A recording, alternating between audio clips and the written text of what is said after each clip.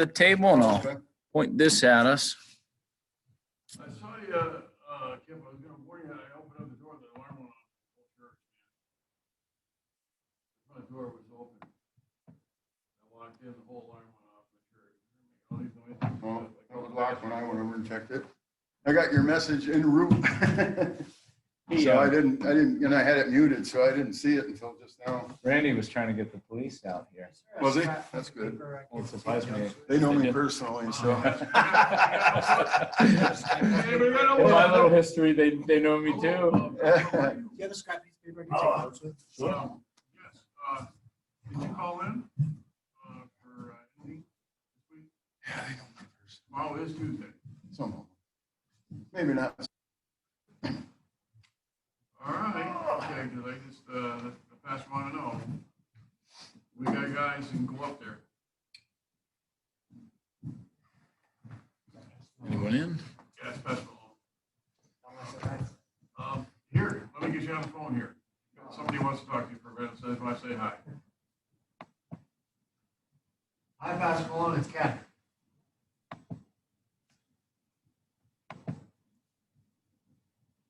I'm doing quite well, thank you. Yeah, sure is.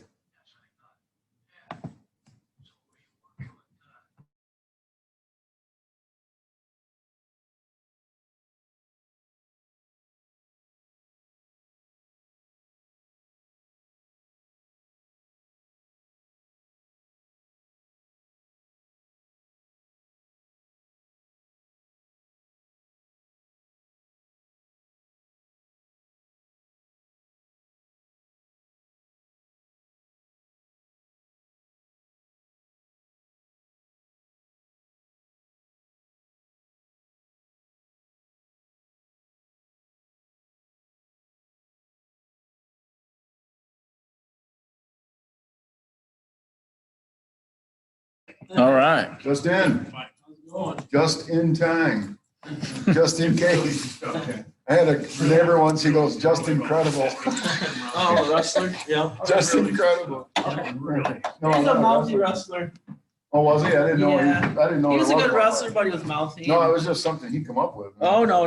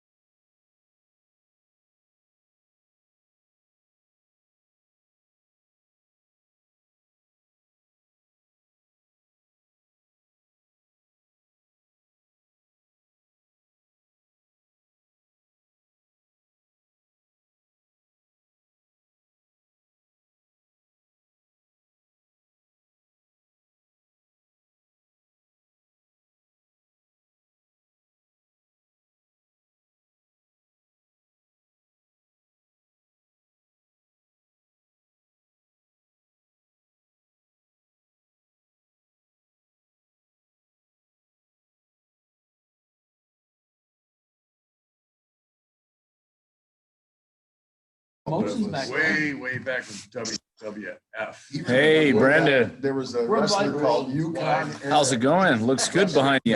And you Oh, wow. have been able to. See, trees. We got a couple guys here. Okay. We've been overextending my office, seating in the office. So we thought, well, let's bring it here. Sure. I know you're still on your shortened time limit with things going on tonight, right? Yeah, I am, unfortunately, but Hey, no, that's okay. I just want to give you the heads up that for me means we want to get started right away. sure, no problem. Normally we beat the bush for a little bit, but I will give you a heads up. A good portion of them may show up at 6:10, 6:15. That's our That's all right. cultural style here. And but aside from that, we are eager to hear about your call a little bit. All right. And so introduce you first. We got one guy in the kitchen. Okay. We got Brother Ken, Brother Kip, Be easy if your name started with a K, but Randy. And Brandon, go ahead and introduce yourself. Tell us about you, and we'll jump right into your work. Yeah. Well, here, I guess I'll start with oh, hey, can you make it on your end so that I can share my screen?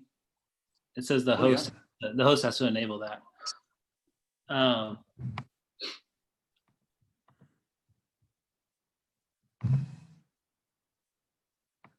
So I just made you the host.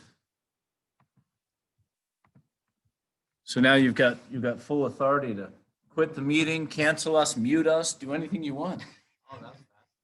You wanted to show us this whole thing.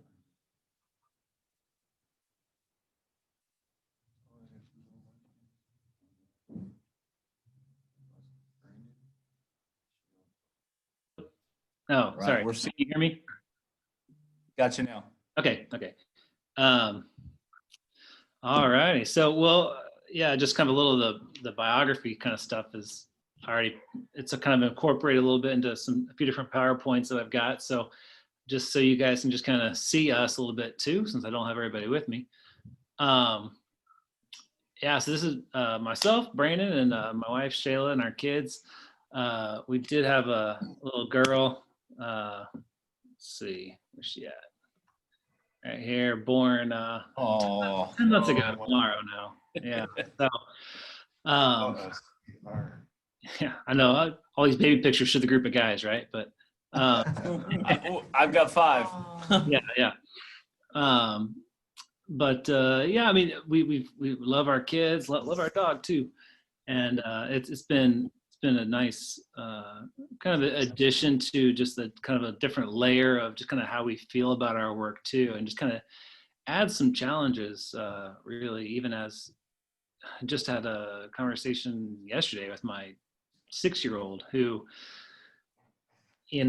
has been seeing me on the phone a lot lately, and and trying to explain sometimes what we do or why we're doing it to little people can be kind of hard, challenging and hard. And so, especially when it's your own kid, you want them to really feel as informed as possible, so they understand sometimes why, like, I may not be there, or something. And so it's hard. That's kind of a challenging piece to this ministry, just having your own kids and trying to navigate how do you address some of these issues with them, and at what point, and that kind of stuff. So anyway, it's just kind of a look at the family there. But like calling wise, my calling kind of started about 10 or 12 years ago. I was in Ghana in West Africa, and I visited this castle, which was the first building that was built to facilitate the transatlantic slave trade. And while I was there, I took a tour of it, and God just really began to just kind of burn my heart for trafficking, for slavery, those who have been exploited in that way. And then, like, just the very next week, I was on a layover on my way back home, and went through the red light district in Amsterdam, and just saw people exploited, just for sale today, like in windows and that kind of thing. And again, God just really began to continue to burden my heart, but just kind of showing me what things look like in other parts of the world, and just kind of how things are happening currently, not just hundreds of years ago, but really what's happening now. And then the very next week after that, I got home, and at the time I was living in St. Louis and working at a restaurant, and getting off probably 1-2 o'clock in the morning. And back when we didn't have our cell phones with us all the time, and the batteries didn't last near as long either, my phone was dead. And I was driving home, and came to like a 4-way stop just a few blocks from my apartment. And as I began to push the gas and go through the intersection, I got kind of like cut off by a white van. And it sounds very stereotypical, and it really is. And that's not a normal thing in the kind of kidnapping or trafficking world, but it did happen to me. I literally kind of had an encounter with a white van. And the guy rolled down his window. He kind of leaned over and like rolled down the passenger window, because that was the side of the car, the side of the van that I was facing, and began to talk to me. And there in the passenger seat, like a little like a little head kind of pops up in the front passenger seat of this van, and he had a little girl with like these pigtails coming off the side of her head and like little pink bows on the ends. And she was tiny. She was really tiny. And he told me that she was 8 years old and that he wanted to just permanently sell her off to me or anyone. And so it was just kind of in this 2-week period of time, God had been putting me in these situations where, he was kind of prepping my heart for what's going on, not just in history and not just all around the world, but it's like what's in my neighborhood today. And it just kind of kept getting worse and getting younger. And it was rough, but that's kind of where my calling stems from. And if at any point you guys got questions, just feel free to chime in. I'm gonna kind of talk a little fast, partly because of our time factor, but yeah, definitely cut me off if you have anything. I'm gonna also try to talk fast just to kind of try to get through. And I see you're recording it, so you could, if you want to go back to something I may have said, you'll be able to do that later. But if I can kind of get through some of the trafficking overview kind of stuff, then we can get to some kind of direct questions maybe later that you may have specifically. But just kind of what trafficking has kind of looked like as a whole. Globally, this is labor trafficking and sex trafficking all kind of rolled up. But the International Labor Organization, which is a legit organization who really puts a lot of effort and money and time into their research, has come up with this figure a few years back that says that trafficking is bringing in more than $150 billion a year, and that's more profit anyway. Not say total sales, but more profit than all those companies combined. Just kind of the way that the global, not global, sorry, but the United States kind of looks as far as call volume to the National Human Trafficking Hotline. Those kind of I don't really use the word hotspot, but those the spots that are receiving more calls than others could indicate more trafficking, but it at least represents where most of the hotline calls are coming from.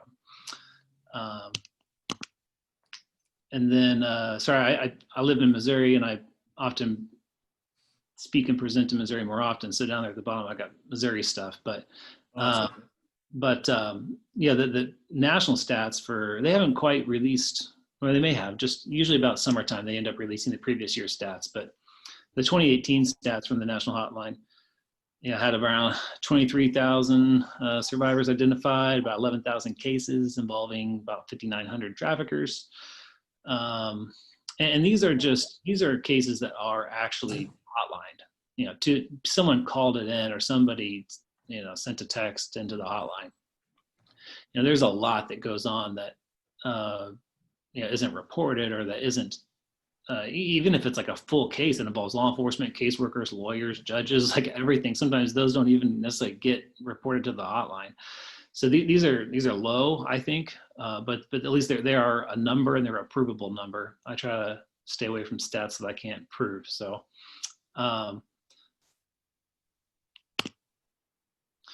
in 2014, there was a study done by Arizona State University just in Las Vegas that identified 190 victims, like minors, who had been trafficked.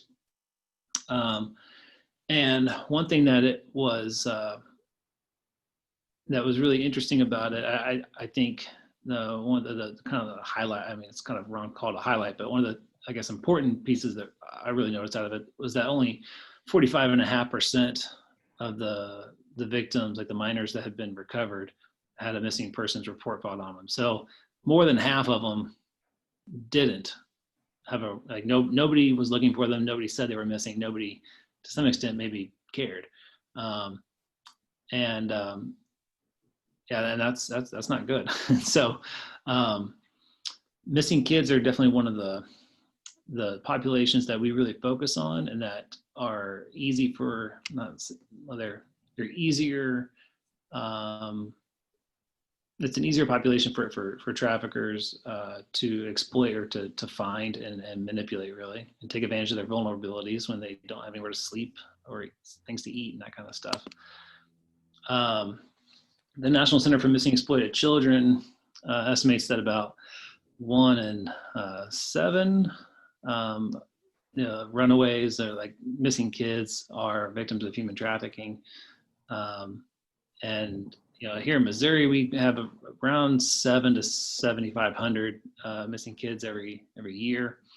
I'm sure in New York you've got just higher population, higher numbers, but I'll skip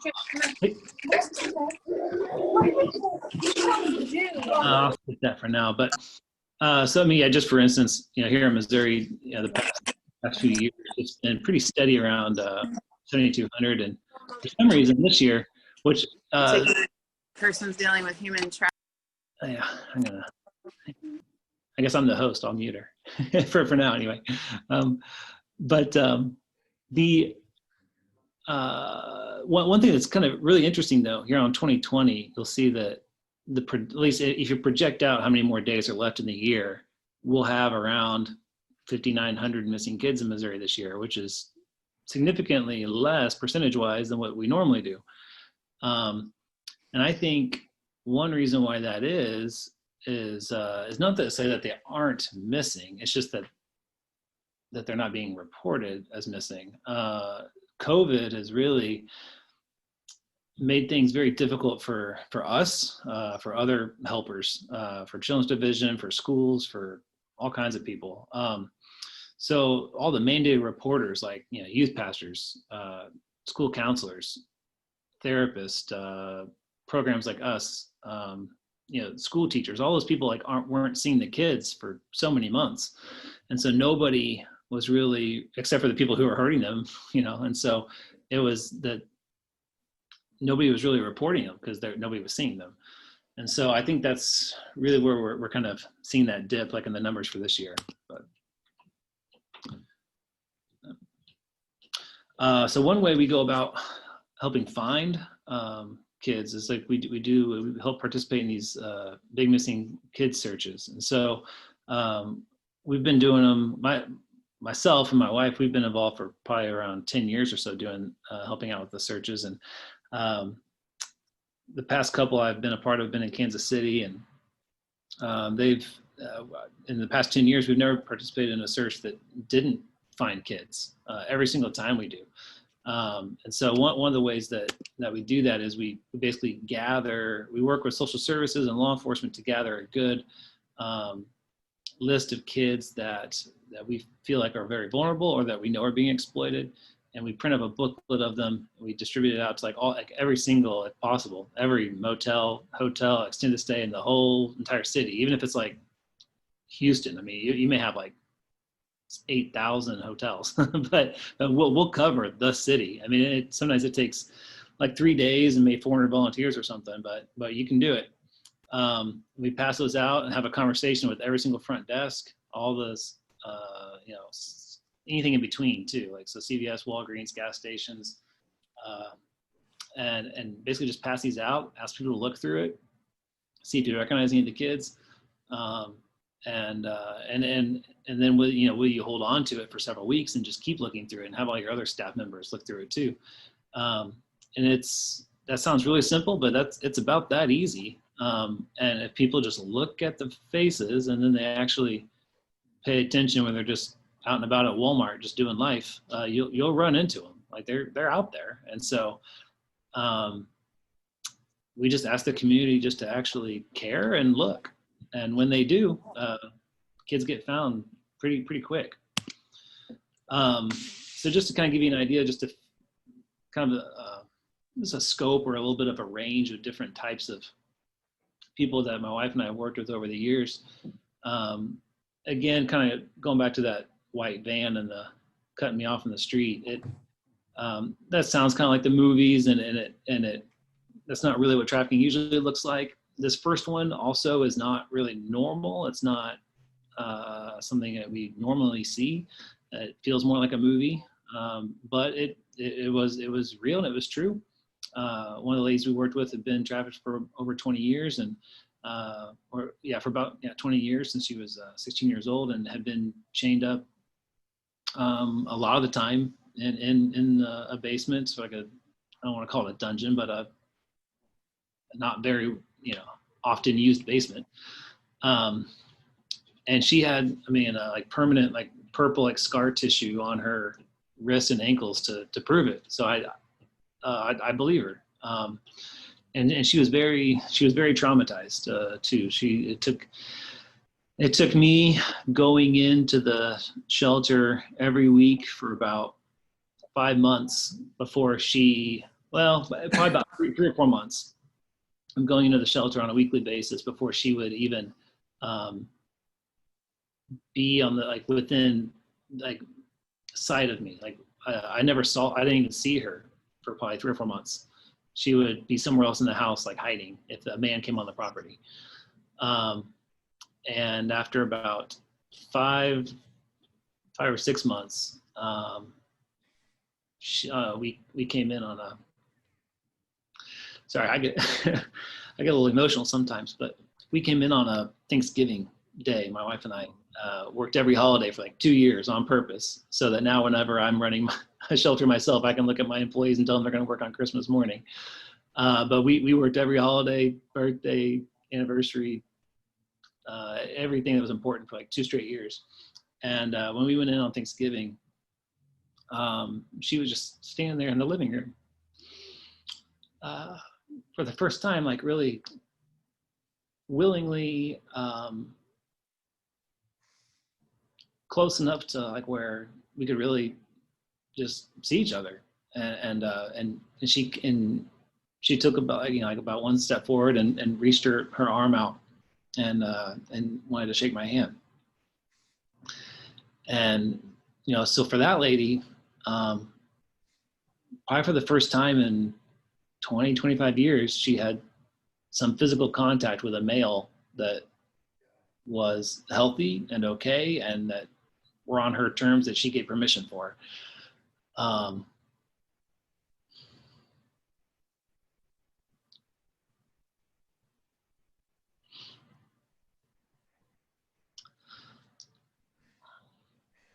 So I don't know. That's just it's a handshake, but I don't know if you want to call it a career highlight. I don't know. It just that was just a really meaningful moment, obviously, for me, but for everybody really involved in trying to help her. Some of the others that we've worked with was the dad was an FBI agent. Mom was a nurse, one of the head nurses at the hospital. And the girls being trafficked out of their house for almost 2 years before they ever even knew about it. Several people have been sold as babies that we've worked with, just kind of permanently sold off to somebody else. People, giving landlords or drug dealers or other purchasers just access to their kids to kind of keep up with their, drug problems or lack of funds and that kind of thing. So really just all that just to say there's a big need for the aftercare. We can go out and find kids every day. But if you're not offering something after that and, a place for them to find, healing and to be able just to rest and, heal physically. Here, the one reason I got to go in about 6 minutes is because I've got a doctor and a nurse coming in on a mobile medical unit from about an hour and a half from here. Because they're really the medical professional that I know and trust and really like, and that they're very good and sensitive with this population. And we just got a new girl in a few nights ago, about 3:30 in the morning, and she needs to get checked out. So, just their physical health, and obviously, mental and spiritual, well-being as well. And so we address all that, here at the shelter. There's spiritual development, trauma-informed therapy, equine and canine therapy, do a lot of great work. Yeah, with only, I guess, about 5 minutes or so, I'll just kind of turn over to you guys and see what kind of questions you may have. And I know the people who joined in late, I guess you're muted. So if you've got something, just go ahead and unmute yourself. And Thank you so much for taking this time, brother. We appreciate it. oh, you bet, my pleasure. I'm honored to have the opportunity. But, sorry, what's that? I have a question. How do you view QAnon? Well, I got 4 minutes.